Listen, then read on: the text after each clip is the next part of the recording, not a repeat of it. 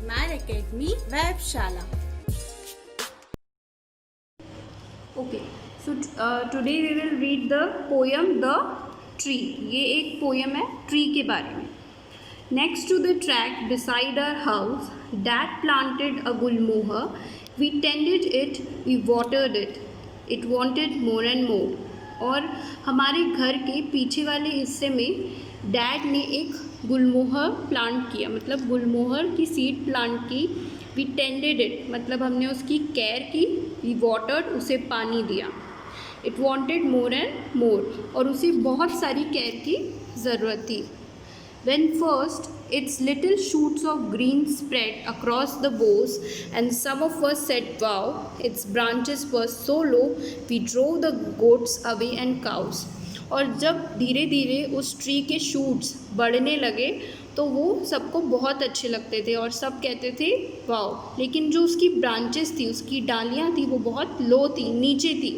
तो फिर हमें गोट्स और काउस को भगाना पड़ता था ताकि वो उसे खा ना ले. It really kept us on our toes. A baby tree needs care. Next year the green first changed to leaf. It turned into a red roof tree, a thing of beauty rare.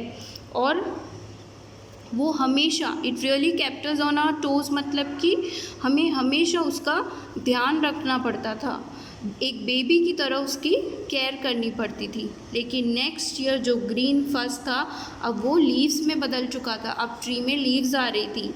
It turn into a red roof tree, और red red flowers भी आने लगे थे. A thing of beauty rare, और बहुत beautiful लगता था. It never spoke to us of course, it just spoke to the winds and now and then wave to the sky, but it gave us everything.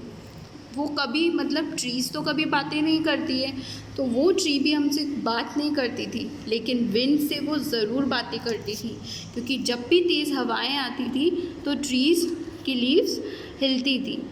और अब वो sky को touch करने लगी थी. स्काई को वेव, मतलब इतनी बढ़ चुकी थी कि स्काई, ऐसा लगता था ट्री को देख के कि वो स्काई को हाई कर रही है.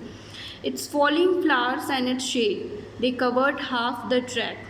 और अब ट्रीज़ के जो फॉलिंग फ्लावर्स थे, जो रेड रेड फ्लावर्स थे, जो गिरते थे और शेड भी देते थे, वो ट्री शेड भी देती थी. अब हमारा पूरा track, half of the track, जो रास्ता था वो कवर हो चुका था.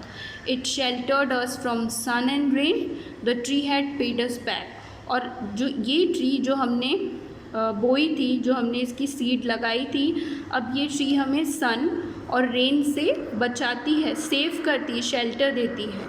तो the tree has paid us back, मतलब हमने ट्री को प्रोटेक्शन दिया, उसकी केयर की, तो अब हमें भी वो ट्री क्या दे रही थी, शेल्टर दे रही थी, प्रोटेक्ट कर रही थी. तो we should also plant trees.